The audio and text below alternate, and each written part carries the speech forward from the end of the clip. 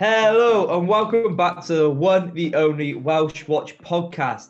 It's been a while, but we are officially back. And what a month of football we have coming up. It's the Euro 2020, but in 2021. On today's episode, we're going to be talking about the Euro 2020 announcement, so the list of teams. We'll be talking about the leavings out, the inclusions, who was picked, any of our worries. We'll rate the team out of 10, and then we'll talk about all the fixtures coming up. My name's Ben Thomas. I'm your host as always. I'm joined by Lee. Hello. Oh, hiding behind that Bale top. Love that. And Ben Evans. Woo! Boom, boom, Ben. Boom, boom, Ben. Look at that retro he's got going on today. Oh, we can't be joined by Jack and Tom as they have work commitments, but let's just get the show going on without them, is it, boys? Let's Let's go. Fine. Let's go. So, the other night, the all-important Euro 2020 26-man squad was announced. And I'll just quickly go through them if you haven't heard. So, let's start with the goalkeepers. You got Adam Davis, Wayne Hennessy, Danny Ward. Defenders, James Lawrence, Chris Metham, Chris Gunter, Connor Roberts, Joe Roden, Reece Norrington-Davis, Ben Cabango, Ben Davis, Nico Williams. Midfielders, Ruben Colwell, Aaron Ramsey, Joe Morale, Ethan Ampadu, Joe Allen, Johnny Williams, Matt Smith, Dylan Levitt, David Brooks, Harry Wilson. And then the strikers, Dan James, Gareth Bale, Kiefer Moore, Tyler Roberts. What a squad we got there, boys. Not going to lie, that 26 is looking strong. But there are some big names missing out, and I'll just quickly list through them. Brennan Johnson, Rabbi Matondo, Hal Robson-Kanu, Tom Lawrence, Will Vokes. I'm just going to go straight to you for this one, Ben. Will Vokes missing out. Come on, over the likes of Dylan Levitt, who's played, I believe, 3 games this season over in this country, which and Will Vokes has got almost 40 plus. So what do you think? We've known for a while now that Volks wasn't going to play. Like, we knew he wasn't going to. I think something's happened behind the scenes, but can't think of a reason why he's been left out so much. So I think I knew that was going to happen. So I wouldn't call it a surprise to me, but like it still makes no sense why he's not. He wasn't even with the provisional squad, so that baffles me. So that I think we all saw it coming, to be honest. But it's gutting because he deserves to be there. Do you think the red cards in his last game of the season affected that? Do you think he would have had a chance going into that last game and then he blew it? I know he only had a minute on the pitch. Maybe that's why. I honestly don't think performance has anything to do with it. Otherwise, there's no reason why he wouldn't be in there. I think it's people like Levitt and Smith, Morale, all them. I think they maybe just have a better relationship with the coaches. Maybe the coaches have seen something more in them, or I don't know. Maybe I honestly think it's something behind the scenes. I think maybe there's a disagreement of some sort or something there because I can't think of a reason why he's not there. I have to agree. On to the next one. This is my boy. I'm heartbroken. I'm not going to lie to you, boys. And I think every Wales fan out there is heartbroken about Brennan Johnson missing out on the Euros 2020 tour.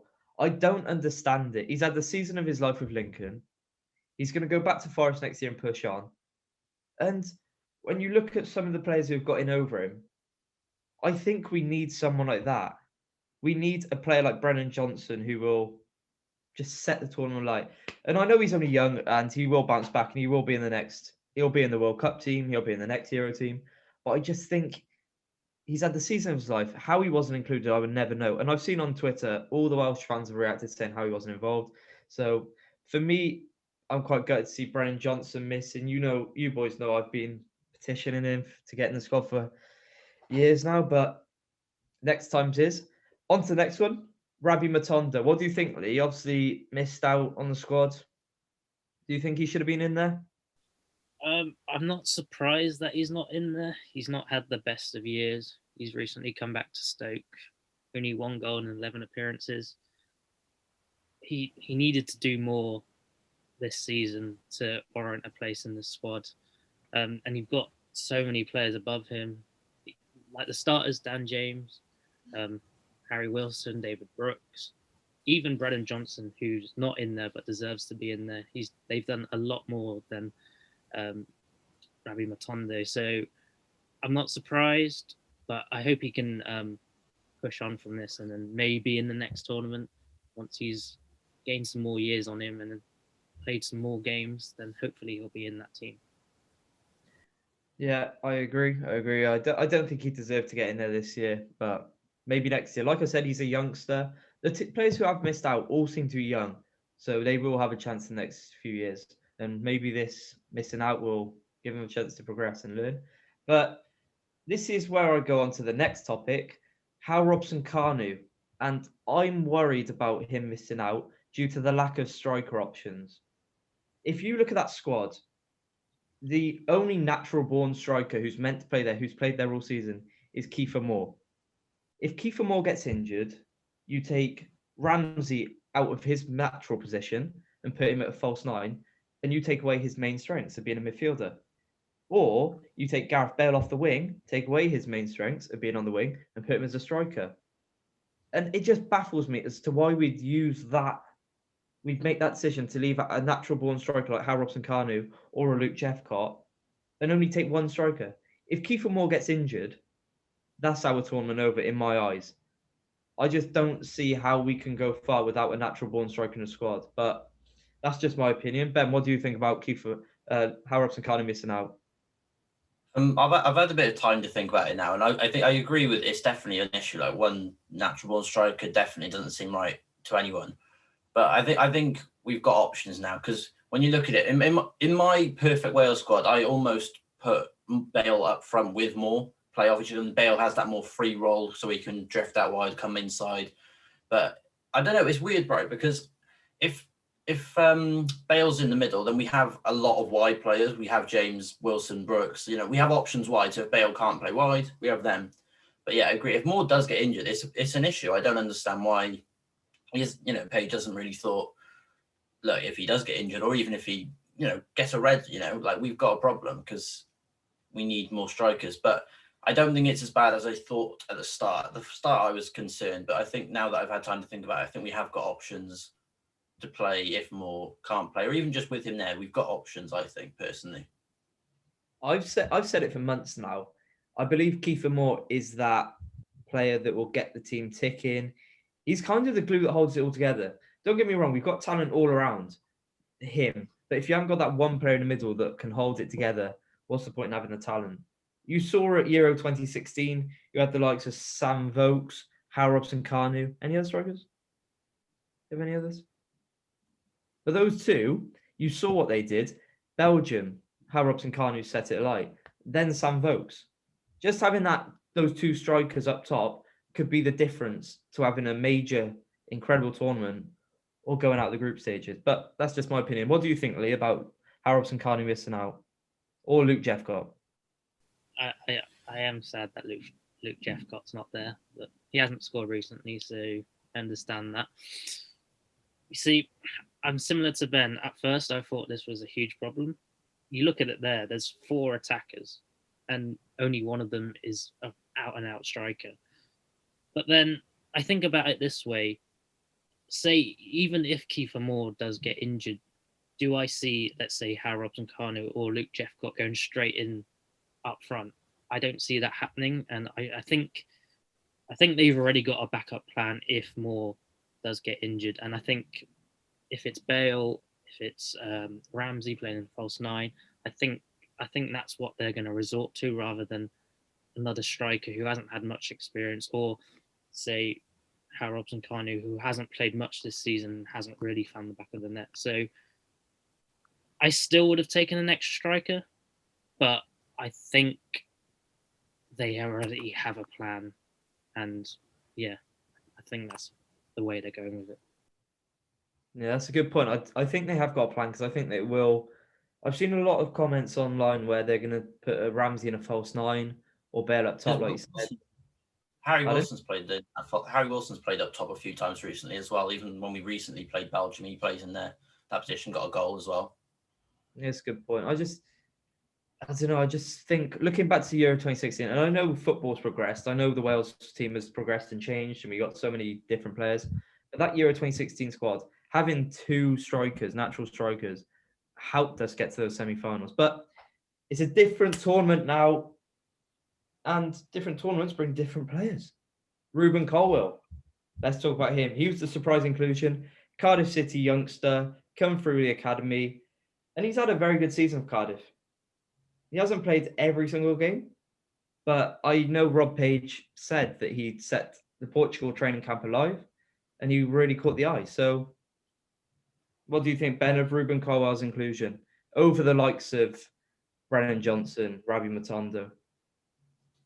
It's another one where at first I maybe didn't get it, but I've had some time to think about it again. And obviously, I think he's only made 2 starts for Cardiff this year, but in the under-23s, he's been getting goals week in, week out. He's been getting assists. He's been the under-23 surprise player, and I'd be very surprised if he's not starting for Cardiff a lot next season.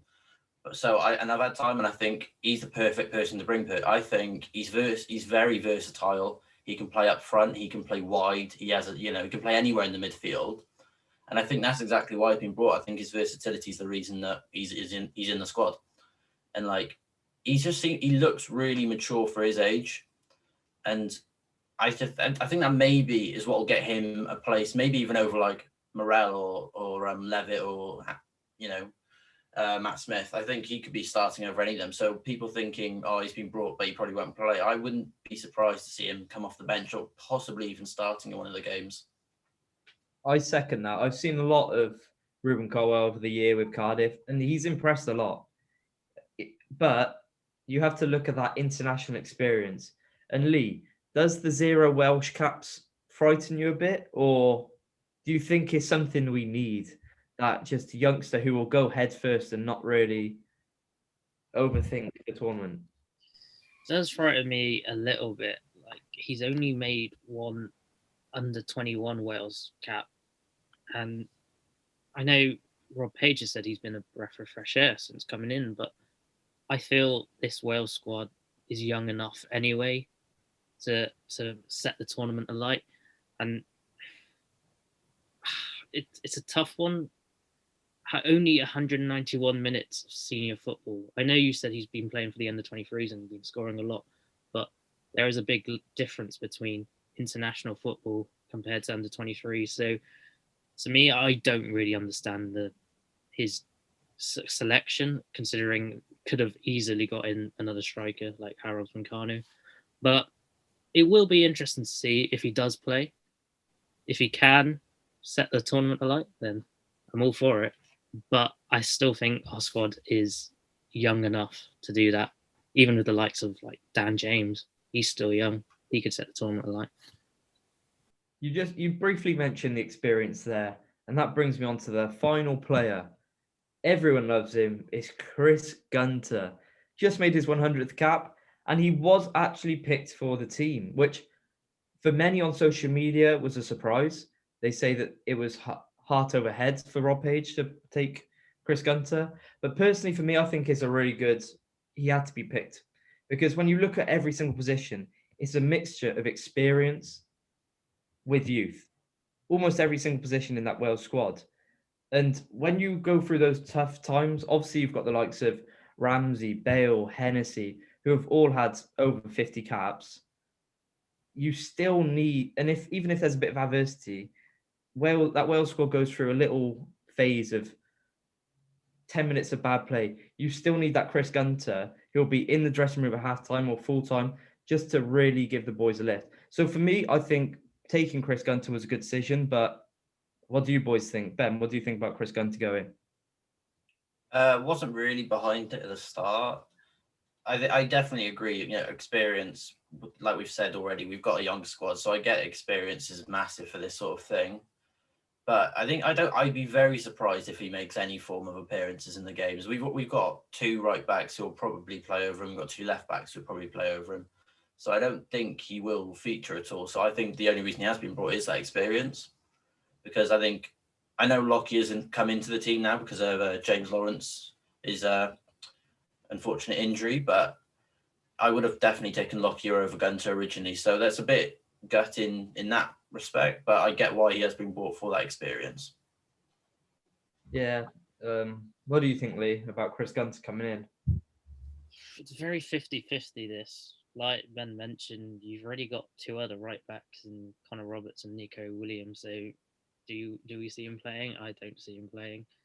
And I know he's got welfare experience, 100 caps.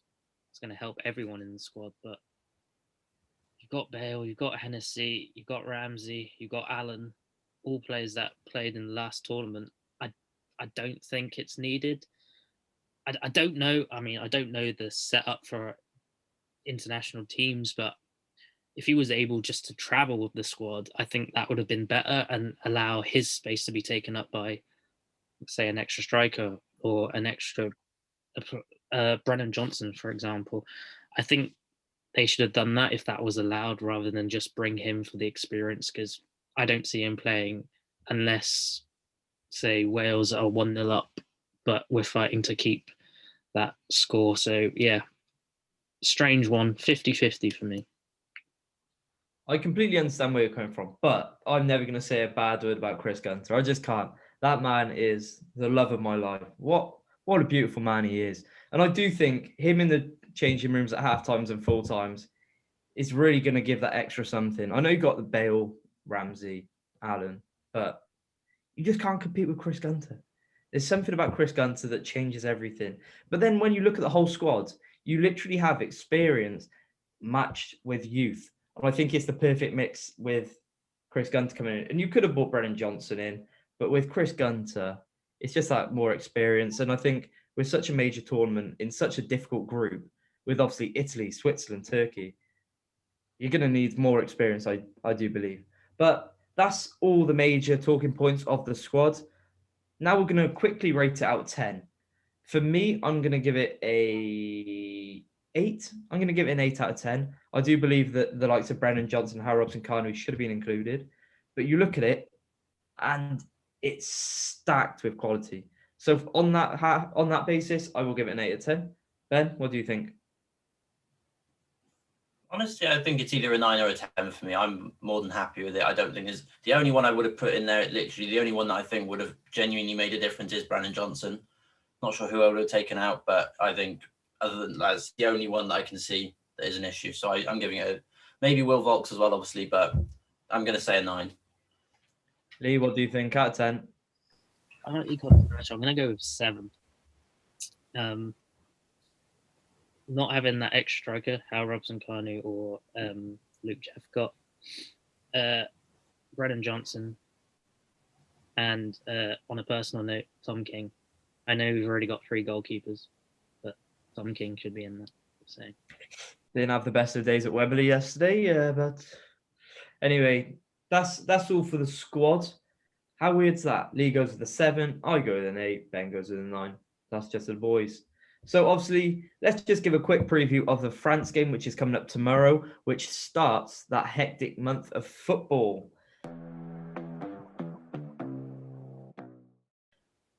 I'm worried about tomorrow. I'm not going to lie to you, boys. That France squad is absolutely packed with talent, world-class talent as well. You got Hugo Lloris in goal. You got so much talent in there. Mbappe, Griezmann. Oh my God, it's ridiculous, boys. I'm worried. I'm going to give a quick score prediction, and you can too. I'm going to say 3-0 France.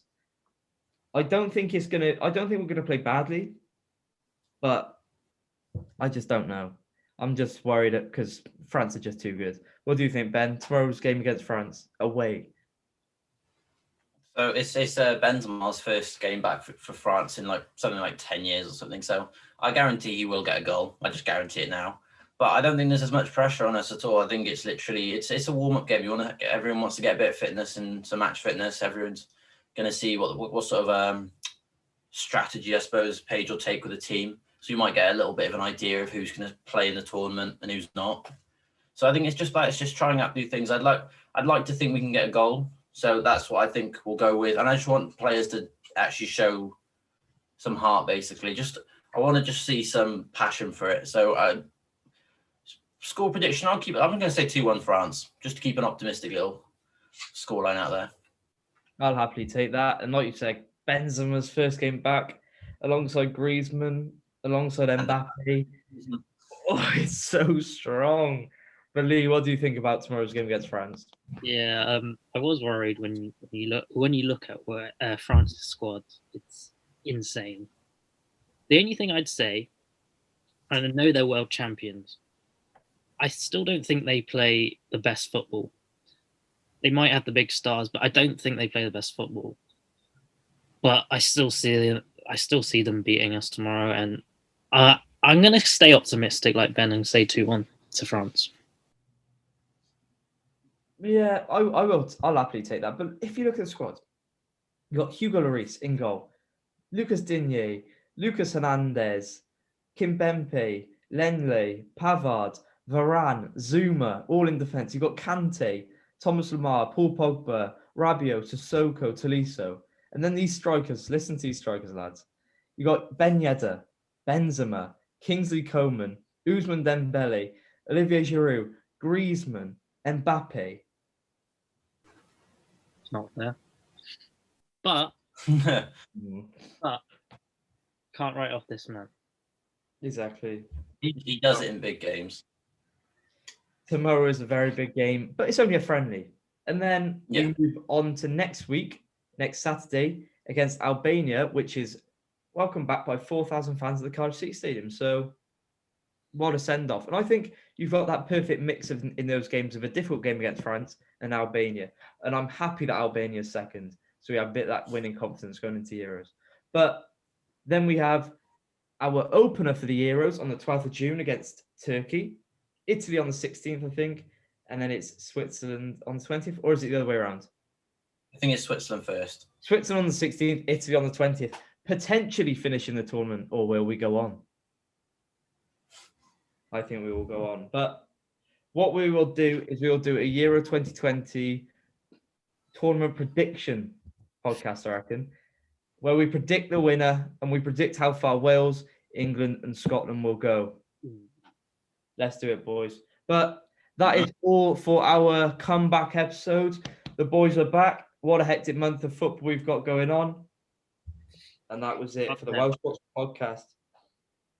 Thank you for joining. Check all our other videos in the below. And the boys are styling out. Goodbye. See you next time.